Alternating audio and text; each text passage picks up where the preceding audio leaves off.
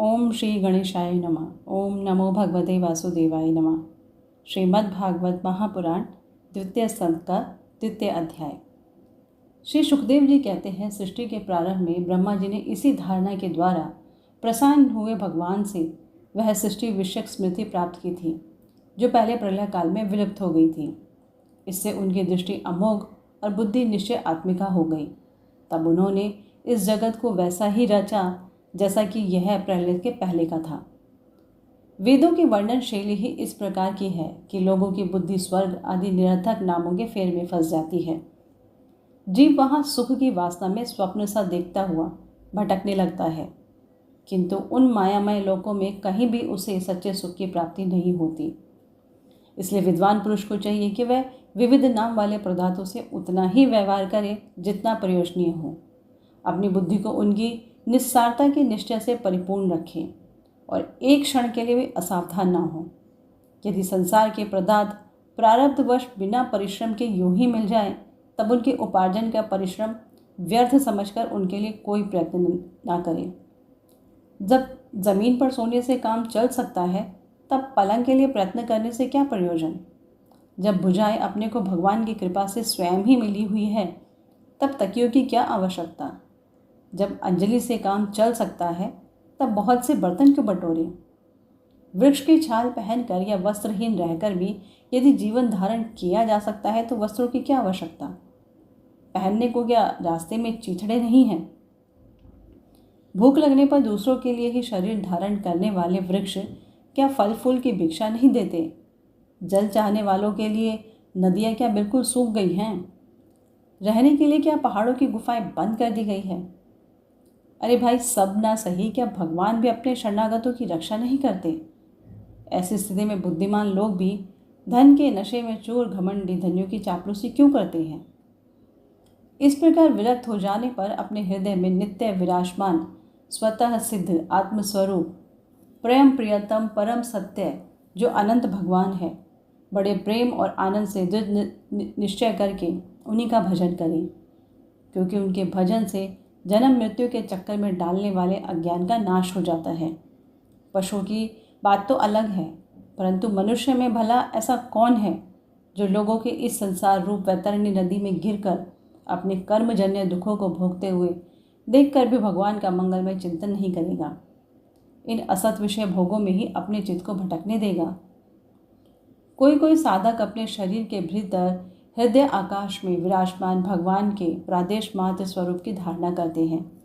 वे ऐसा ध्यान करते हैं कि भगवान की चार भुजाओं में शंख, चक्र, गदा और पद्म है। उनके मुख पर प्रसन्नता झलक रही है।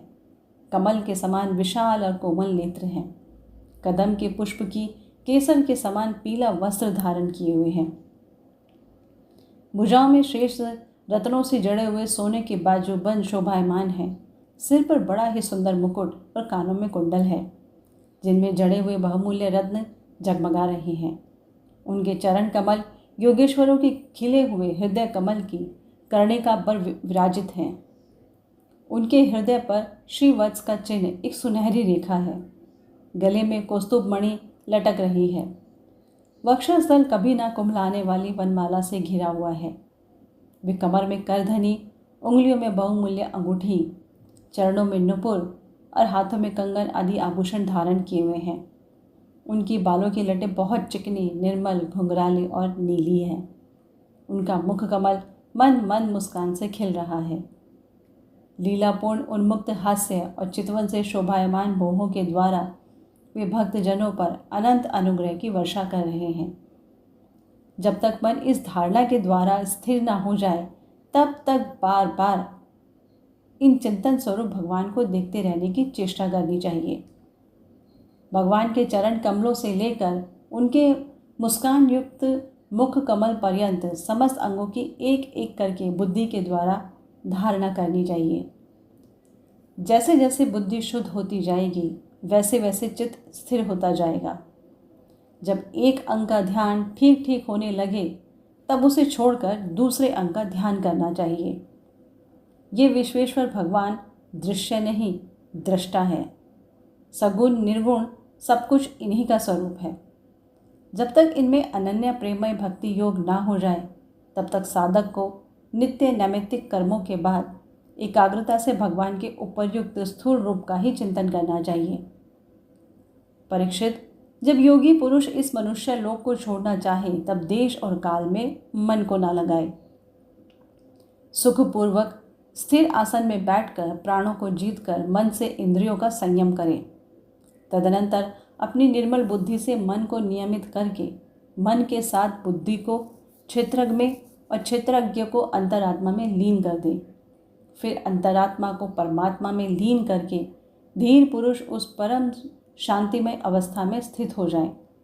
फिर उसके लिए कोई कर्तव्य शेष नहीं रहता। इस अवस्था में सत्वगुण भी नहीं है। फिर रजोगुण और तमोगुण की तो बात ही क्या है। अहंकार, महत्त्व, प्रकृति का भी वहाँ अस्तित्व नहीं है। उस स्थिति में जब देवताओं के नियामक काल की भी दाल नहीं गलती तब देवता और उनके अधीन रहने वाले प्राणी तो रह ही कैसे सकते हैं। योगी लोग यह नहीं इस प्रकार परमात्मा से भिन्न पदार्थों का त्याग करना चाहते हैं और शरीर तथा उसके संबंधी पदार्थों में आत्मबुद्धि का त्याग करके हृदय के द्वारा पद पद पर भगवान के जिस परम पूज्य स्वरूप का आलिंगन करते हुए अनन्य प्रेम से परिपूर्ण रहते हैं वही भगवान विष्णु का परम पद है। इस विषय में समस्त शास्त्रों की सम्मति है।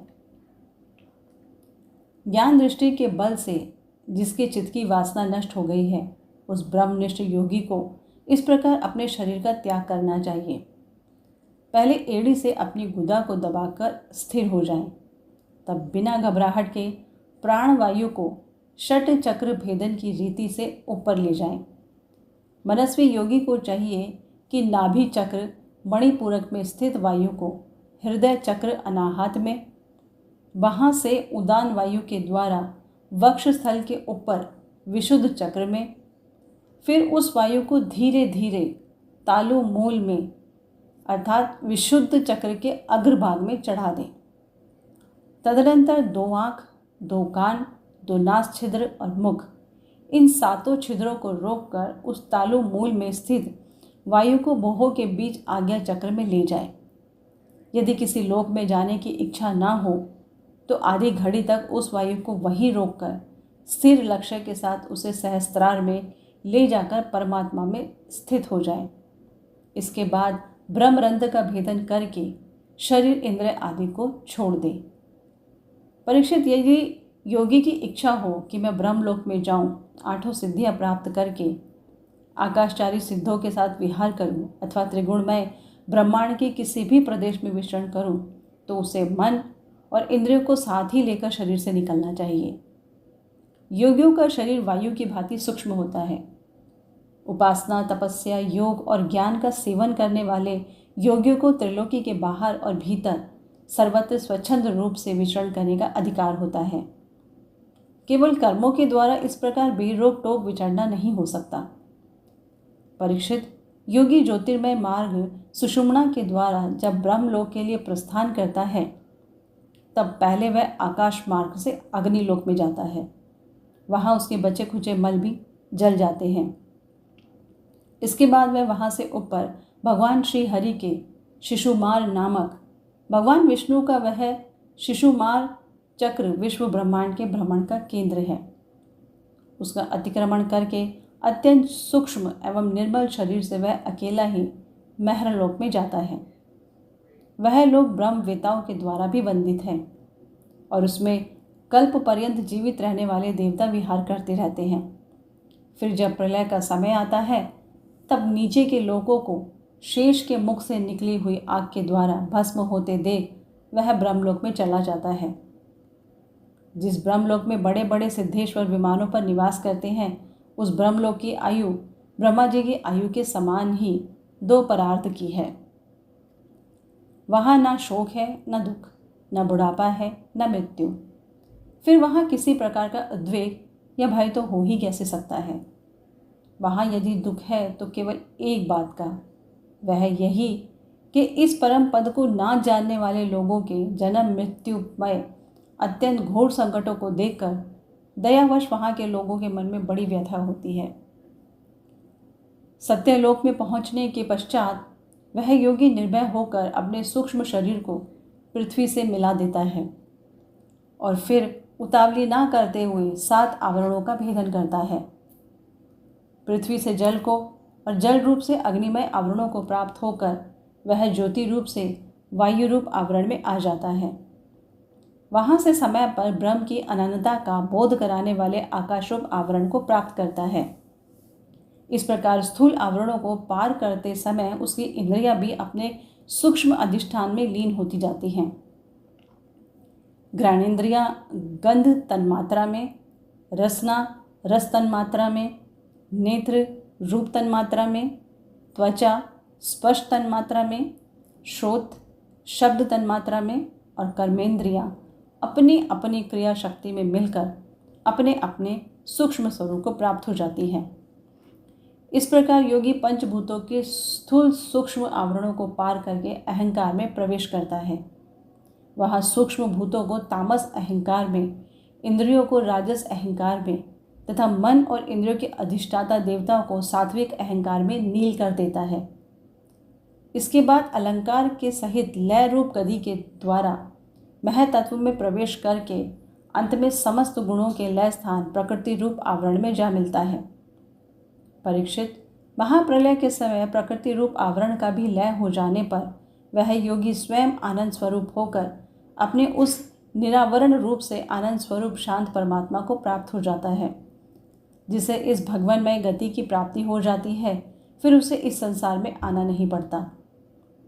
परीक्षित, तुमने जो पूछा था उसके उत्तर में मैंने वैद्योक्त द्विविध सनातन मार्ग, सदो मुक्ति और कर्म मुक्ति का तुमसे वर्णन किया। पहले ब्रह्मा जी ने भगवान वासुदेव की आराधना करके उनसे जब प्रश्न किया था तब उन्होंने उत्तर में इन्हीं दोनों मार्गों की बात ब्रह्मा जी से कही थी। संसार चक्र में पड़े हुए मनुष्य के लिए जिस साधन के द्वारा उसे भगवान श्री कृष्ण की अनन्य प्रेममय भक्ति प्राप्त हो जाए, इसके अतिरिक्त और कोई भी कल्याणकारी मार्ग नहीं है।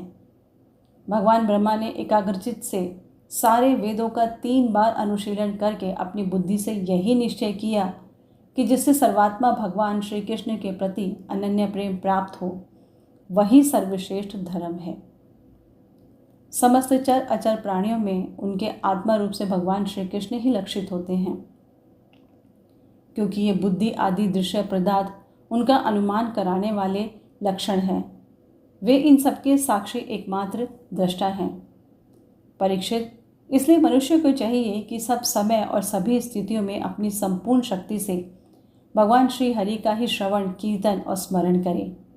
राजन, संत पुरुष आत्मस्वरूप भगवान की कथा का मधुर अमृत बांटते ही रहते हैं। वे अपने कान के दोनों में भर भर कर उसका पान करते हैं।